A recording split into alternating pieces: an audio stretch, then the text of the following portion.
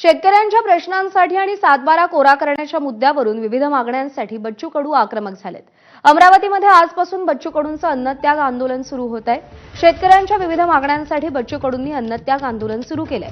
बच्चू कडू आजपासून अमरावतीच्या गुरुकुंज मोझरी इथं राष्ट्रसंत तुकडोजी महाराजांच्या समाधीजवळ अन्नत्याग आंदोलन करणार आहेत। मागण्या मान्य होत नाहीत तोपर्यंत आंदोलन सुरू राहणार असा इशारा बच्चू कडूंनी दिलेला आहे।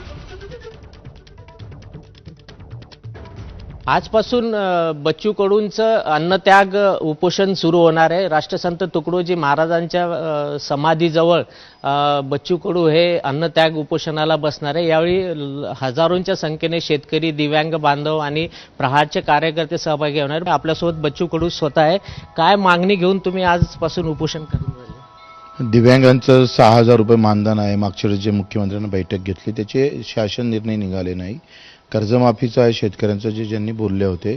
MSP वर म्हणजेच हमीभावावर 20% अनुदान देण्याचं त्यांनी कबूल केलं होतं, ते सुद्धा शेतकऱ्यांना दिलं नाही।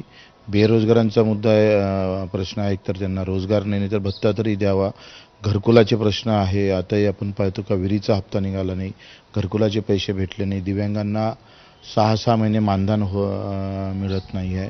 काही ठिकाणी तर असं आहे का घरकुलाचा 15,000 भेटला, बाकीचे व्याजानं राहावं लागले, घर भाड्यानं राहावं लागलं आणि 1-1.25 लाख रुपये त्याचं या व्याजात आणि भाड्यातच चालले गेले। अशी विचित्र अवस्था आहे। जिथे जिथे गरीब आहे, कष्टकरी आहे, तिथे तिथं सरकार आवडतं हात घेतं।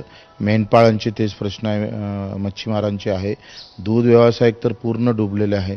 म्हणजे प्रचंड भेसळयुक्त दूध पूर्ण महाराष्ट्रामध्ये, देशामध्ये जात असल्यामुळं प्रॉपर शेतकऱ्यांचा प्रश्न आहे। आंदोलन करण्यापूर्वी सरकारकडून मंत्री, उपमुख्यमंत्री, मुख्यमंत्री काही संवाद साधला आपल्याशी? नाही, ते तर काही साधणारच नाही ना। त्यांना कसं आहे का जिथपर्यंत भूमिका सरकारची अशीच असते का त्याला जेवढं टाळता येईल तेवढं टाळण्याचा प्रयत्न होऊ शकते। आम्ही अन्नत्याग आंदोलन जेथपर्यंत या सगळ्या गोष्टी होत नाही तेपर्यंत सोडणार नाही बेमुदत। आणि